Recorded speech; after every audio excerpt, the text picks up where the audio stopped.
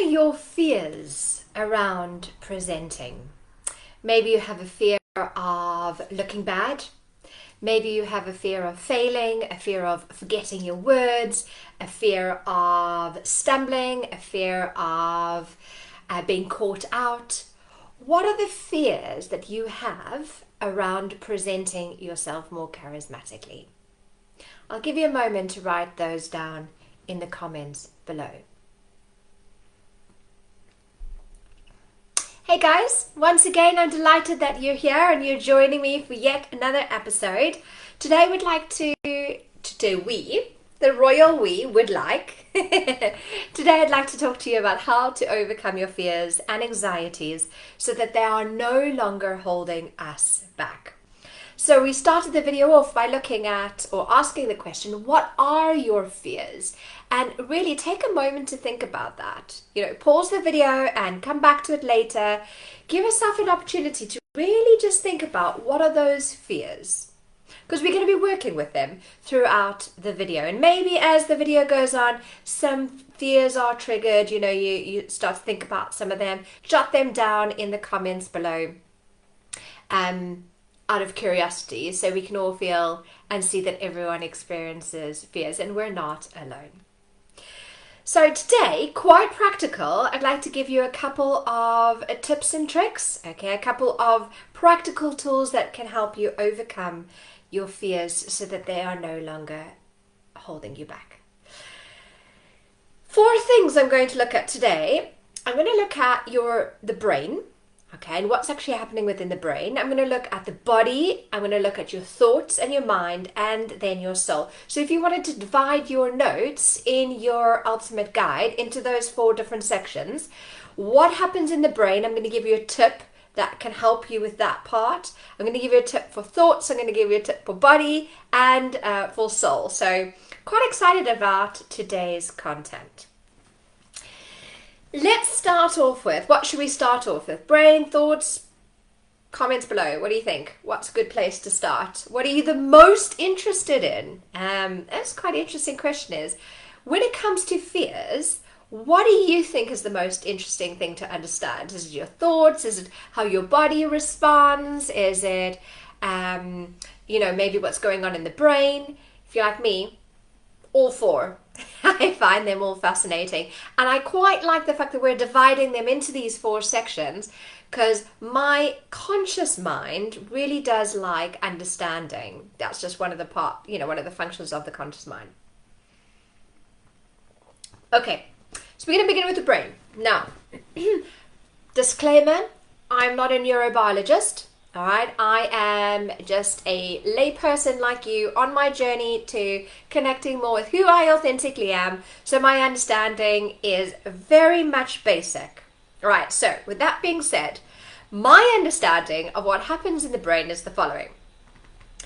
So it's all based on thought. Okay, now if you think about a thought is a neuron, and you know that we have all these neurons within the brain. We've got hundreds of thousands of them, and each neuron has a very specific function. Now the thought, that is just a neuron that is being sent along the brain. A neurotransmitter is going to be sending a message along the neuron, but basically what the thought does is says to the brain, it sends neuropeptides to the brain to release certain hormones, and that hormone is going to be serotonin, it's going to be dopamine, or cortisol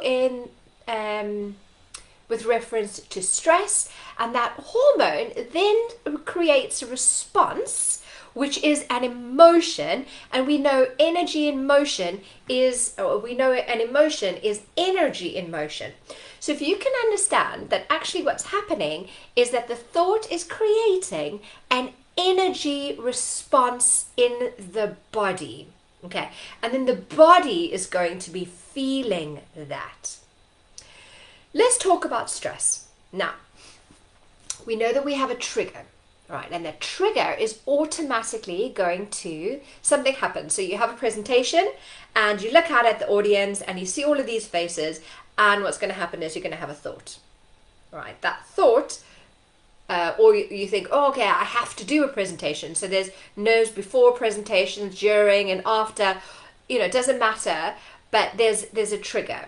Okay, you with me so far? Can I have a thumbs up on the video if you are with me so far? Okay, awesome.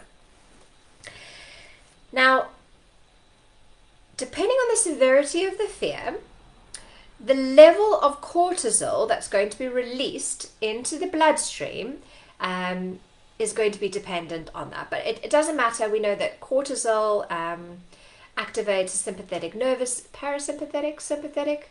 Oh, I can never get those. I think it's the sympathetic, and then the parasympathetic is rest and digest. Anyway, whatever. I should know it. It's in my notes somewhere. I don't know where it is. Anyway, heart rate increases. So, how does your body respond? Now, this is important. So, put it down in the comments. One of the tips is to name and acknowledge. Now, when you name and acknowledge, you're not suppressing it. It's not unconscious. Awareness is our power. So all we're doing is we're bringing awareness.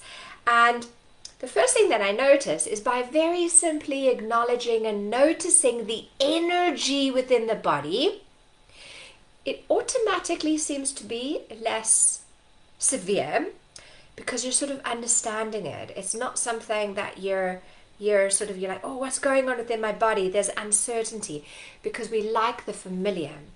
Okay, the mind likes the familiar, because the unfamiliar is unsafe. We'll come to that in a moment. So your heart rate is increasing. Are you sweating?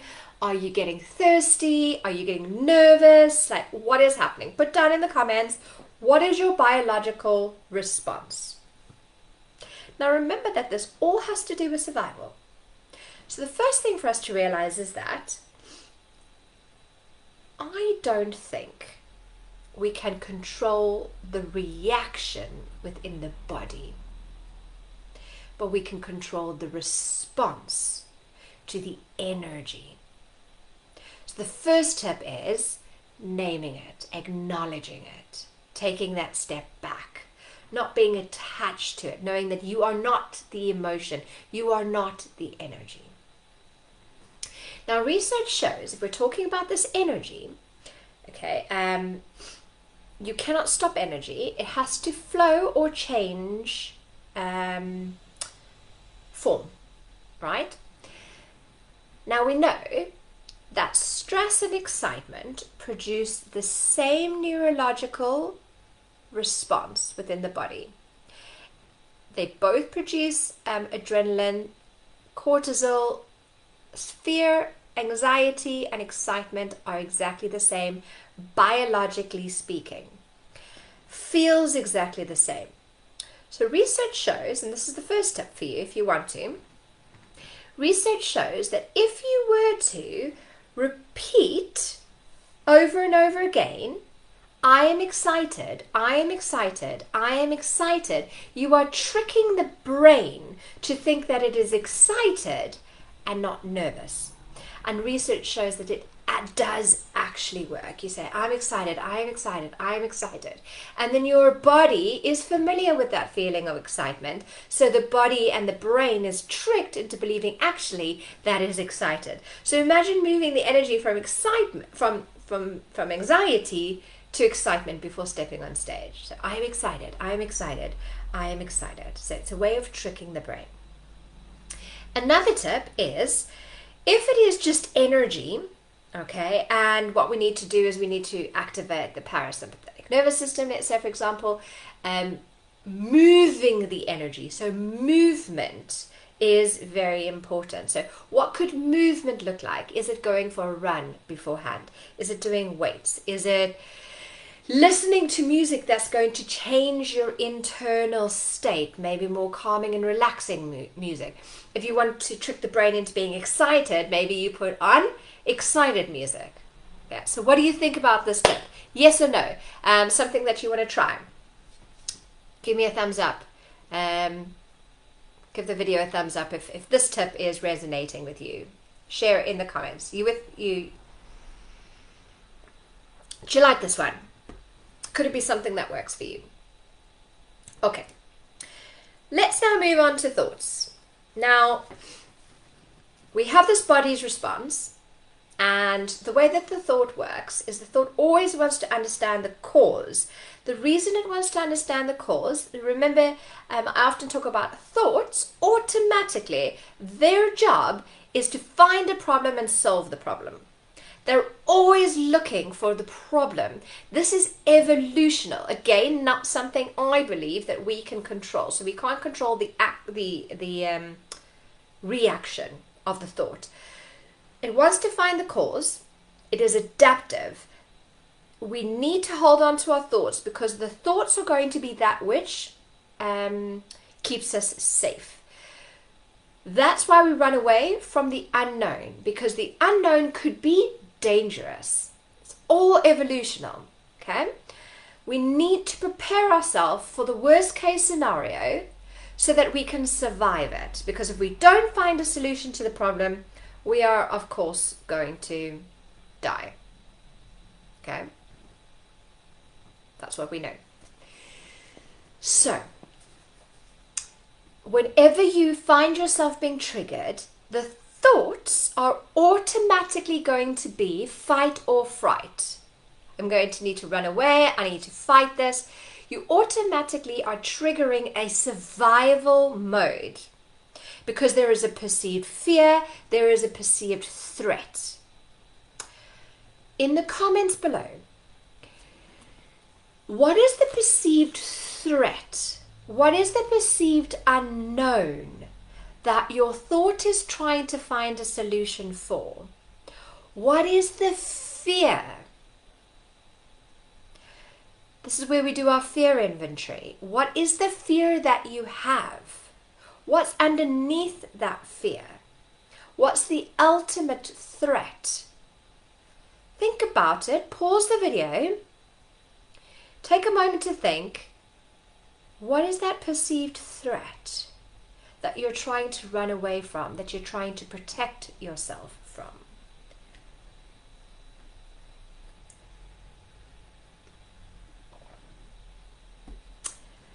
So research shows that 70% of the time, and that's not even, 100% of the time before presentation, but most humans, 70% of the time, are anticipating our next moment.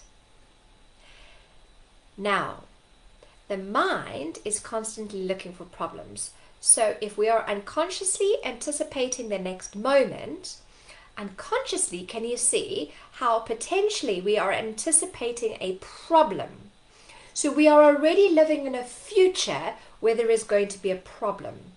Now, when we are anticipating a problem, what's happening in your body? You're still in that space of heightened cortisol, right? And remember that this is a survival mechanism, which means that all of your body's resources are going towards keeping you alive. You need to fight, you need to run away. So all of your energy is going towards this survival strategy. What's happening with your energy of life? All of that energy of life is drained. So you can see why when you've had a stressful day, you are physically drained, you're emotionally drained because you don't have any life force, you don't have any energy. So we're anticipating the problem. Okay. So what are some strategies? First thing that we want to do is we want to zoom out. The next tip is zoom out. We want to change our perspective. So the mind is trying to find a problem and a solution for a problem. So what we want to do is we want to give the mind, we want to give something else to focus on. We want to zoom out and we want to say, okay, mind, how can I identify more with the journey as a public speaker? How can I identify more with my service? How can I identify more with what I am giving? How can I identify more with being the best version of myself? So you give your mind a positive problem to focus on. So you're zooming out, you're giving your mind something to focus on, a positive problem, But the very fact of zooming out is going to shift your awareness, and you're not anticipating the negative anymore. You're anticipating a positive, and that's going to, of course, bring positive, and automatically the body is going to start relaxing more. What about that tip? Thumbs up? Is that a good tip? You think you can use it?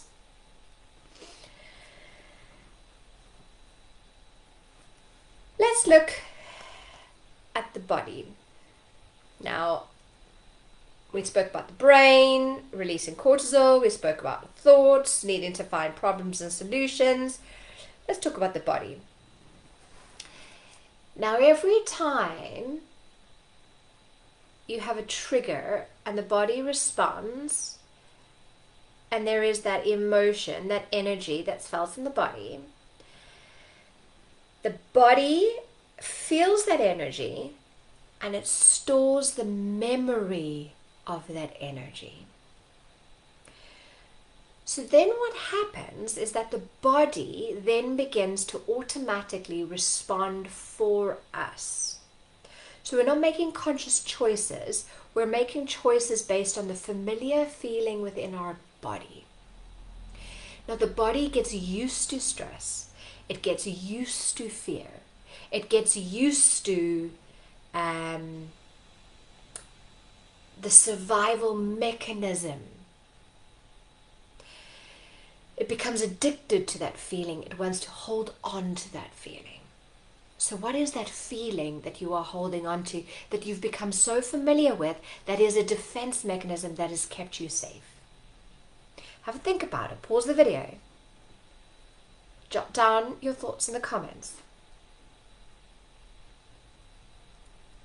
Now, I really like Jay Shetty. I remember listening to one of his videos once, and he was talking about how if you have pain, okay, if you have that feeling in your body that is painful, the suffering, so you have pain, you add reflection, so pain plus reflection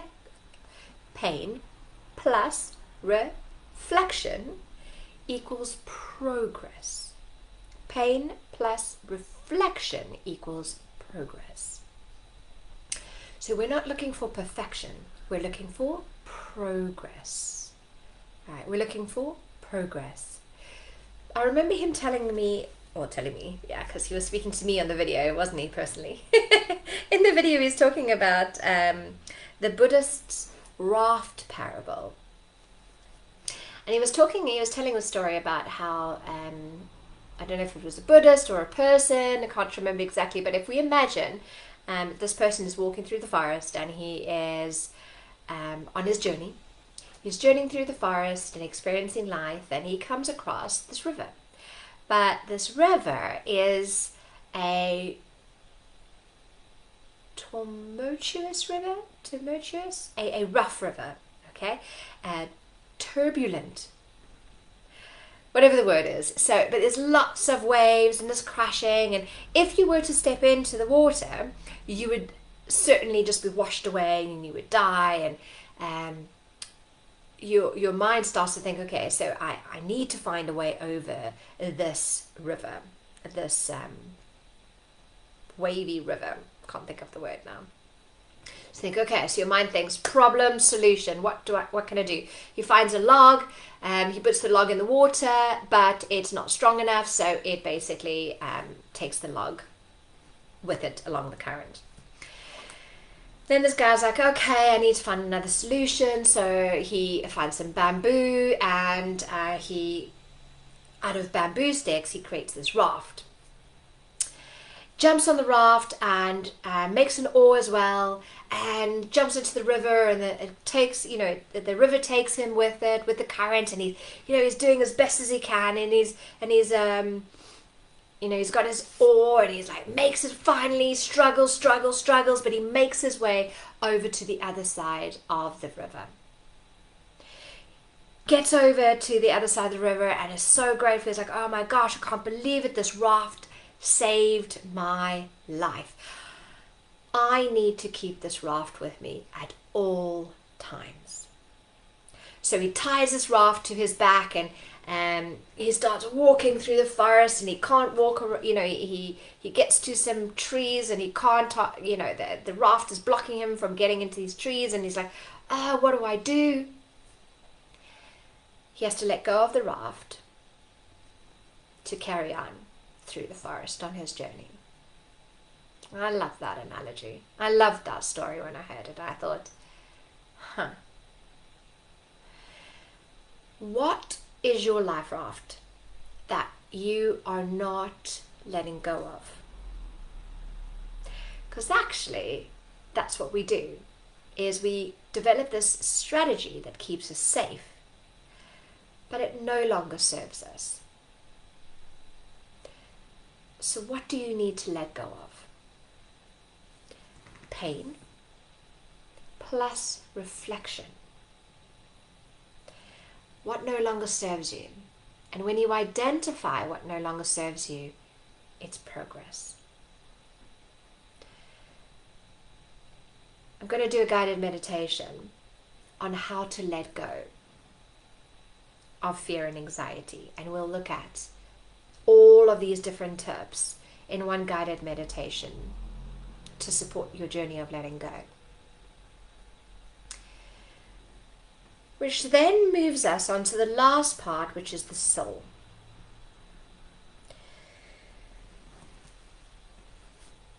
The last tip is always meditation. Why meditation? Because to meditate means to connect. To connect with your essence, to connect with your soul, to let go of thoughts, to stop identifying with the thought, with the sensations in the body, but to reconnect and come home to that essence. Joe Dispenza talks often about, when you're meditating, having a heart-brain coherence, where your heart is beating, no longer in cortisol, high adrenaline, but it's beating at the vibration of peace, of joy. And when you're in that space, you're no longer identifying with the past, all those strategies that we have been holding on to. And we can begin to identify with a vision of the future that we're wanting to be. Nobody can change till you change your energy. That's what Joe says. You cannot change who you are if you're still holding on to the energy of that raft that has been keeping you safe so far. It's not about perfection, it's about progress. Bit by bit, we slowly let go. It's not about what we are doing, it's about who we are being. I always say it's not what you do that's important, but how you make others feel. It's not what you do that's important in the future, but how you feel in this present moment. Thank you for listening, and thank you for joining me today.